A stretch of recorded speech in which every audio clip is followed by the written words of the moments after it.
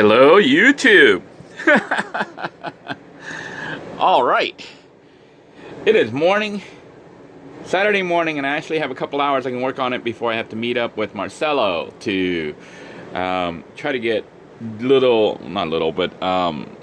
enough diagnosed and possibly even fixed. Marcelo, being the angel that he is coming over to work on or look at good enough to see what is up with it mechanically. See if he can help me get her running better. So look forward to those episodes, or that episode, depending on how long it takes. We are planning on using it as a launching point for Marcelo's Garage, which is a new channel that I'm partnering with Marcelo to work on. So originally Marcelo and them were going to work on it, and I was just going to serve as a liaison and kind of a I guess an assistant, or a part-time assistant on it, helping them with getting it monetized and set up and everything. But it looks like I'm probably gonna have to try to create the channel for him because he doesn't have much time. So more than likely I will end up producing quite a bit of content for that and launching it for them and having it under the banner of me, and then maybe eventually transferring it to Marcelo himself. That way it can be run and maintained and we can get it going, because it's been like more than a month since we discussed putting together the channel. Hasn't happened. So hopefully today I'll film the first segment, which will be Marcelo coming to the rescue to try to help me. We'll see if he can or cannot rescue. I don't know yet, because it is morning. Marcelo said he would come by. We're going to come by and take a look at this RV. But anyhow, I just wanted to also update you. I was up very late last night. You can see now a better shot because it is daytime. I do have most of the interior walls up. I don't have the panels yet that will run along the seams for where the wainscot and the wall meets. So what I'm talking about is a little strip that will run across here, probably about 1 or 2 inches thick. That transitional strip. And I also don't have the what do they call it, the molding for the roofing yet. So you can see all that still needs to be done. You might be wondering what's up with this beam. I was actually up very late last night working on this. This is a new cabinet that I am building. And yeah, it's being held together with L brackets. So I have took some 2x2s and I kind of built it up. There is really no guide other than just me saying, well, I would like storage up here, because I don't know if you can see that mirror unit over there. That's what used to be here, in addition to some cabinets. The cabinets are totaled and I'm not going to rebuild the cabinets. This mirror unit itself is damaged. It has water damaged. So you can see what happens to this old wood fiber pressed cardboard that they had, and it's like all expanded and broken and falling apart. I didn't even use this as a template. I just went ahead and came up with my own design. But what I'm planning on doing is taking those two, I don't know if you can see the little two doors, the two little glass doors on there, and then I will make cabinets here.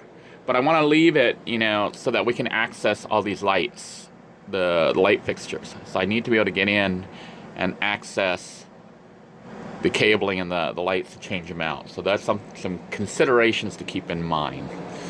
Now I don't know if I have 2 additional doors. I might try to put in 1 more door maybe, to give myself access to all this, so that maybe I'll make it 3 compartments if I can do that.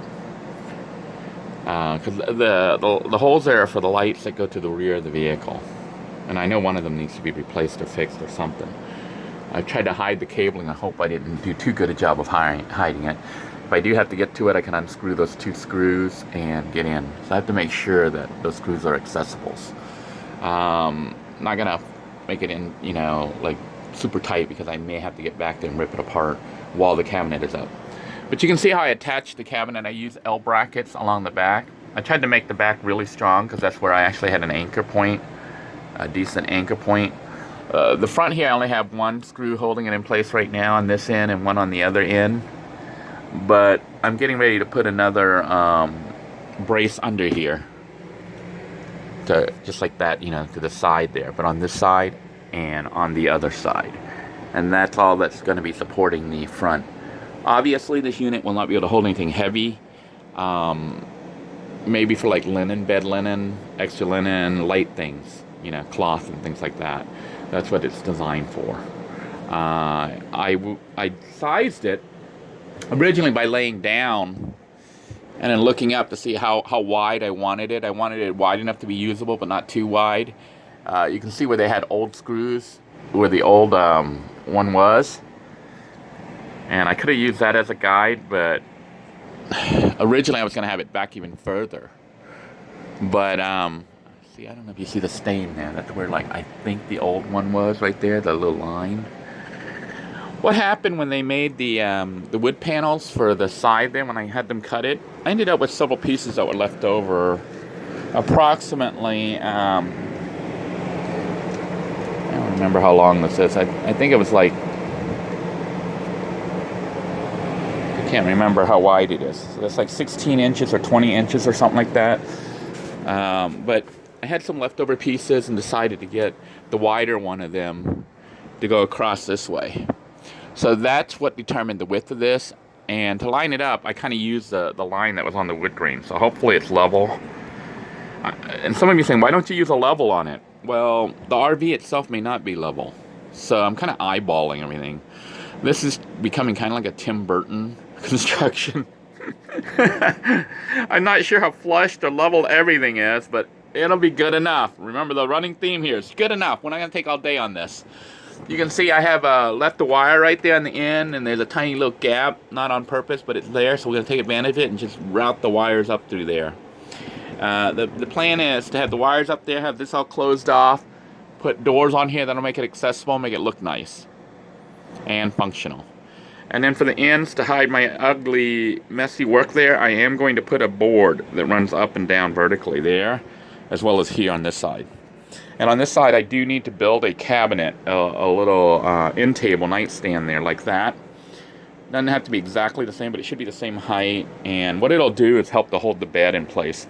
I think I'm going to stick with this cheap blow-up, not RV, but blow-up mattress, air mattress. I think it's like $15 or $20 from Walmart. It's the cheap Interex one.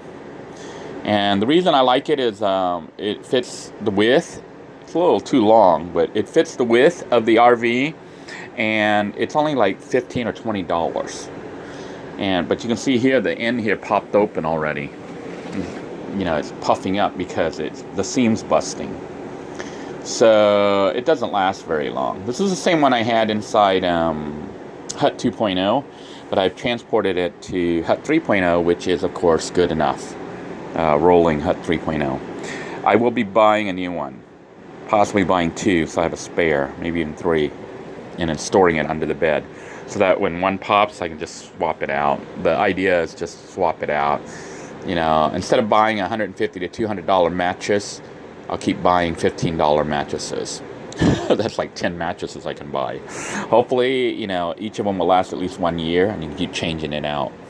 So that's the plan. It is fairly comfortable. I may get a bed mattress topper to make it even more comfortable. And hopefully I don't have to keep adding air. Right now I keep having to add air because this thing leaks. I don't know if it naturally leaks or if it leaked because it got a slight hole when I was transporting it and using it out here, and all sorts of other stuff, splinter or something may have poked it and made a little tiny hole, so there might be a pinhole leak somewhere. But that's pretty much it. I will be putting on the L brackets today, right there, to finish that off. I will be putting up the panel here on the bottom to finish it off. I am also going to be making some cross beams to go across here to give it a little bit more strength to hold things up. So, and another beam at the top. But you're going to see all that construction coming up. You won't really see the construction, me actually working, but you'll kind of see an update as to what's going on with it. I do plan on heading out right now to Walmart to pick up some shades, window shades, windows, what do they call those, blinds, the cheap ones. So the reason for that is I'm tired of being on show every day. It's been 2 months almost since I've had the RV, 1.5 months since I've had possession of the RV, and this whole time I've been sitting here where everybody can look at me. And at the RV park where I am right now, people are coming by, walking and riding their bikes and just looking right in here, especially at night. It's like, woohoo, Denoy's putting on a show. That's pretty much what's been happening. I don't know if you can hear the noise. I do need to try to get this out because the tape is falling apart. I need new tape. I can't find the old tape. But the AC is working very well and good enough. It's better than good enough. It's actually cold. And still debating on how I'm going to do all this. The roofing does worry me, how to get all the pieces up. It is big panels, trying to do it all by myself. My wife may be helping me with it, depending on whether or not she's available. So, just wanted to give you guys a quick update. Want to thank you all for tuning in. Thank you all for your continued support, words, and encouragement. Those of you who are letting the videos run and the ads run, those of you who have been contributing via PayPal, the GoFundMe, or the Patreon, it is helping. Thank you so much. You guys are most kind and making all this possible. While this isn't necessarily my dream house, it is giving me some practical experience on what to do and learning a little bit about making an off-grid system that is comfortable and giving me some ideas for a possible tiny house and how I might go about doing it in an economical fashion. So hopefully you guys found this video entertaining, if nothing else. Until next time, everyone, take care. God bless you all. Please stay safe. Bye-bye now.